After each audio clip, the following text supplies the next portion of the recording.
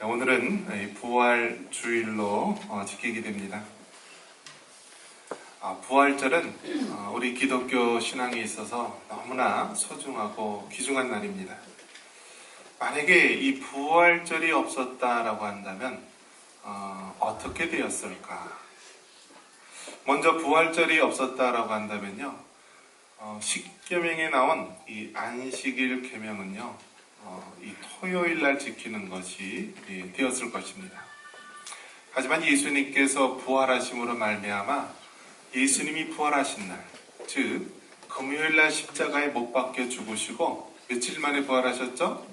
3일 만에 부활하셨어요. 그래서 금, 토, 일, 일요일 날 부활하셨기 때문에 이제 신약에서는 예수님이 부활하신 날, 그 부활절을 기념하기 위해서 일요일을 주일로 지키며 영광을 돌리게 된 것입니다. 이처럼 이 부활절이 없다라고 한다면 더 이상 기독교 신앙이랑 있을 수 없고요, 우리 삶 속에서, 역사 속에서 많은 변화가 있었을 것입니다. 하나님께서 또 우리 예수님께서 부활하심으로 우리에게 새 날을 주심을 감사와 영광을 올려드립니다. 이 바울의 부활신앙이란 제목으로 우리가 말씀을 나누고자 합니다. 예수님의 제자들을 보면은요, 다 하나같이 순교하였습니다. 즉 예수님의 복음을 증거하다가 다 목숨을 잃었다라는 것입니다. 베드로도 십자가에 거꾸로 못 박혀 죽었고요, 마지막에 남은 사도 요한도요, 끓는 기름 가마 속에 집어넣었지만 목숨을 살았고, 마지막에는 이 밤모습에 유배되었다가 요한계시록 하나님의 말씀을 또 기록하고 또 순교적인 삶을 살았습니다. 또 이방인의 사도로 부름받은 이 사도 요한도요, 사도 바울도요, 순교의 삶을 살았습니다. 그는 로마 시민권을 가지고 있었기 때문에 십자가형으로 죽지는 않았지만은 대신 아주 목이 잘리는 그러한 순교의 삶을 마쳤습니다.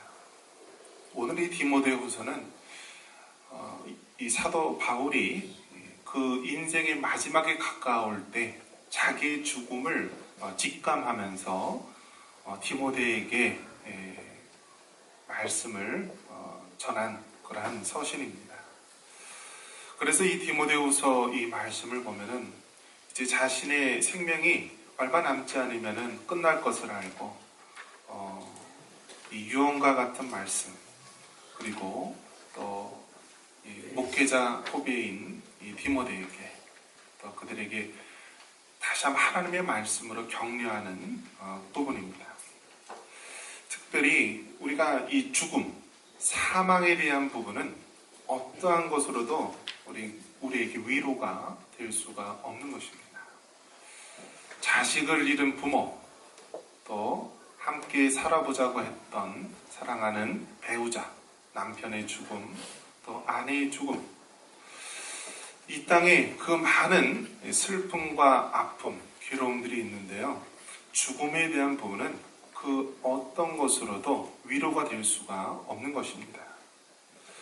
그런 면에서 오늘 이 부활주일 아침 우리 예수님께서 우리에게 말씀해주고 있는 부활의 소망은 우리에게 참된 위로가 되고 사망의 고통을 이기신 하나님의 승리 소식인 줄 믿습니다.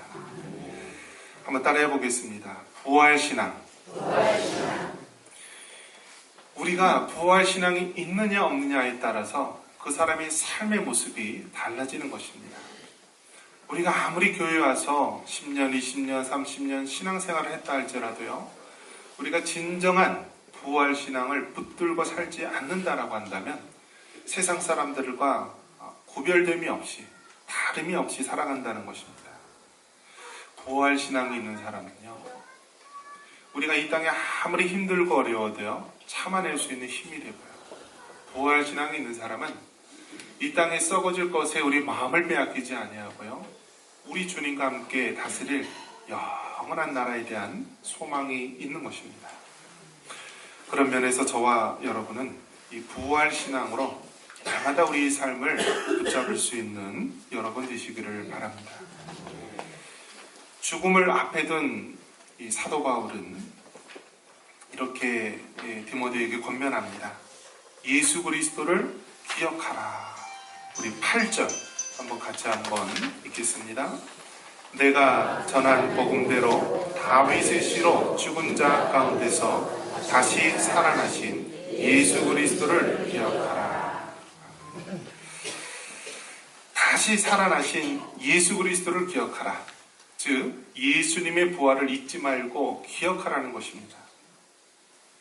여기서 기억하다라는 말은 우리가 늘 생각해내다, 늘 예수님을 언급하고 그분의 삶을 잊지 않는 것을 말하는 것입니다.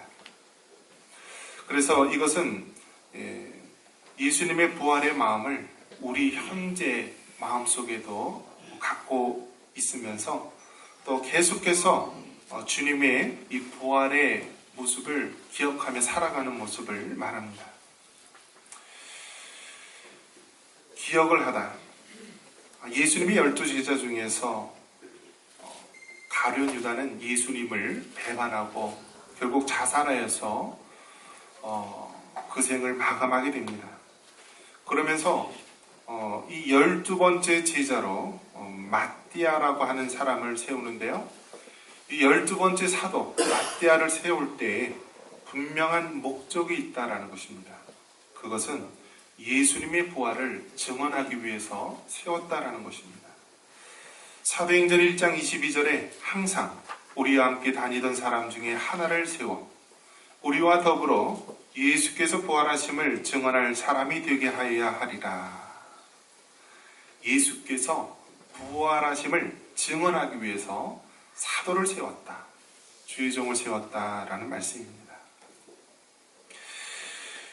사도행전 3장 15절에도 생명의 주를 죽였도다. 그러나 하나님이 그를 죽은 자 가운데서 그를 살리셨으니 우리가 이 일의 증인이라. 예수님의 제자, 예수님의 사도를 세운 이유는 단 하나입니다. 부활의 예수님, 예수님이 부활하셨음을 증언하기 위해서 세운 것입니다. 이것이 하나님을 믿는 주님의 자녀들의 가장 큰 사명입니다. 다시 살아나신 예수님을 기억하고 그 예수님을 증언하는 삶, 이것이 우리 하나님 자녀들의 본분이요 가장 귀한 사명입니다. 자, 그 다음에 또 뭐라고 말하고 있습니까? 바울의 부활신앙은요, 주와 함께 죽으면은 주와 함께 산다라고 말씀합니다. 우리 11절 같이 한번 읽겠습니다. 미쁘다 이 말이여, 우리가 주와 함께 죽었으면 또한 함께 살 것이요. 주와 함께 죽으면 주와 함께 살아난다. 여러분, 이 말씀은 하나님의 진리인 줄 믿습니다. 많은 사람들이 신앙생활을 하고 교회에 나오게 된 이유를 보면은 행복하기 위해서, 잘 되기 위해서, 몸이 치유 안 받고 사업도 잘 되고 모든 일이 잘 되기 위해서 교회에 나왔다, 이렇게 이야기를 합니다. 물론 그 부분은 충분히 이해를 합니다. 그리고 실제로 그 말은 맞는 부분도 있습니다. 하지만 우리가 기억해야 될 것은요, 부활의 영광에 우리가 동참하기 위해서는 반드시 거쳐야 될 과정이 있습니다. 무엇이죠? 주님과 함께 십자가에서 죽어야 하는 것입니다. 한번 따라해 보겠습니다. 주와 함께 죽으면 주와 함께 살리라. 할렐루야.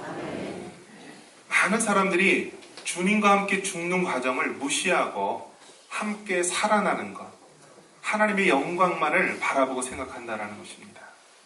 그런데 주님과 함께 죽지 않으면요, 살아날 수가 없는 것입니다. 근데 죽는데도 잠깐 기절하는 것도 아닙니다. 또 그냥 죽는 척을 하는 것도 아닙니다. 어떻게 해야 되죠? 완전히 죽어야 합니다. 구약의 번제를 드릴 때요, 짐승을 죽일 때 이 숨을 완전히 끊습니다. 그리고요, 그 제물을요, 각을 떠서 이것을 하나님 앞에 불에다가 드리는 것입니다. 자, 짐승이 반쯤 죽으면 어떻게 되죠?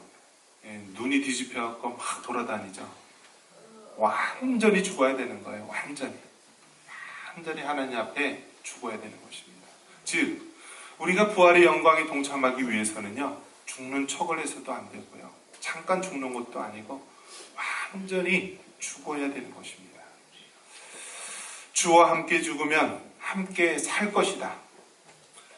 이 말씀은 우리가 주님과 함께 죽지 않는다면 함께 부활의 영광에 참여할 수 없음을 말씀하고 있는 것입니다. 이 세상 사람들은요, 100세 시대가 되었기 때문에 모든 삶의 목표가 100세로 맞추어져 있습니다. 그래서 돈도 많이 벌어놓고 창고의 곳간도 크게 지우고 연금도 두둑히 받아서 노년에 잘 살아보겠다라고 하는 것이 바로 이 세상이 바라보고 있는 이 시대, 100세 시대의 모습입니다. 하지만 성경은 우리에게 말합니다. 이 땅의 삶은 잠깐이고 영원한 삶이 있다라는 것. 그것은 100세 시대가 아니라 죽음 이후에는 영생의 시대가 있다라고 말씀합니다.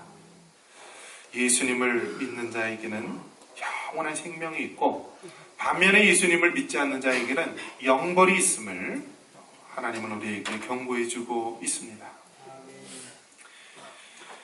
이제 우리가 4월달 마지막 주일에는 새생명 축제를 하게 됩니다. 우리가 새생명 축제, 즉 전도를 하는 이유는 단 하나입니다. 예수님의 부활의 복음을 전하기 위해서입니다. 예수님을 믿지 않고 죽으면은요, 영원토록 형벌을 받는데, 우리가 진정 가족을 사랑하고 이웃을 사랑한다라고 한다면 죽어가는 영혼을 가만히 볼 수 없다라는 것입니다. 그들에게 다가가서 우리는 부활의 예수님을 전해야 하고요, 그들에게 예수님을 믿어야만 우리가 영원한 생명을 누리고 살아갈 수 있다라고 말하는 것입니다. 여러분, 하나님께서 왜 여러분에게 생명을 주셨습니까? 하나님께서 왜 여러분에게 호흡을 허락해 주셨습니까? 하나님께서 왜 여러분에게 능력을 허락해 주셨습니까? 그것은 단 하나, 부활의 예수님을 증언하라고 말씀하는 것입니다. 우리가 부활의 예수님을 증언하지 않고 죽는다라고 한다면 그 핏값은 우리가 짊어져야 하는 것입니다. 부활의 아침, 오늘 이 시간에도 얼마나 많은 사람들이 부활의 예수님을 만나지 못하고 죽어가고 있는지 모릅니다. 아담으로부터 시작된 인간의 비극의 역사는 지금도 수많은 사람들이 죄와 허물 속에서 사망의 음침한 골짜기에서 부르짖고 있습니다. 누가 나 좀 구원해달라고, 누가 나 좀 살려달라고, 이대로는 살아갈 수 없다고 어둠 속에서 외치고 있는 것입니다. 우리 예수님께서는 십자가에 죽으시고 3일 동안 어두운 동굴에 계시다가 3일 되는 날 돌문이 굴러나가면서 영광의 모습으로 부활을 하셨습니다. 그리고 그 예수님께서 이제 말씀하십니다. 내가 부활의 첫 열매가 되었으니 누구든지 나를 믿는 자에게는 부활의 소망을 안고 살아가리라 말씀합니다. 여러분, 우리는 육신과 영혼을 가지고 있는 하나님의 형상대로 지음받은 자입니다. 이제 언젠가 우리도 이 땅의 삶을 마감하게 되면은요, 육신은 흙으로 돌아가고요, 영혼은 하나님 계신 천국으로 가게 됩니다. 그러면서 역사의 마지막 때 우리 예수님께서 이 땅에 재림을 하시게 되면은요, 이 땅에 있는 모든 사람들, 먼저 죽음을 맛본 자들이 부활체로 변화가 됩니다. 그리고 모든 하나님의 백성들이 영화로운 몸으로 변화가 되어서 우리 주님과 왕노릇하게 될 것입니다. 부활의 아침, 죽음을 앞둔 바울의 이 부활의 신앙이 오늘 우리의 신앙의 고백이 되기를 바랍니다. 우리는 다시 살아나신 예수님을 기억해야 합니다. 그리고 그 주님과 함께 십자가에 죽고 부활의 영광에 동참해야 합니다. 이러한 부활의 소망을 안고 살아갈 수 있는 우리 모두가 되기를 주님의 이름으로 축원합니다.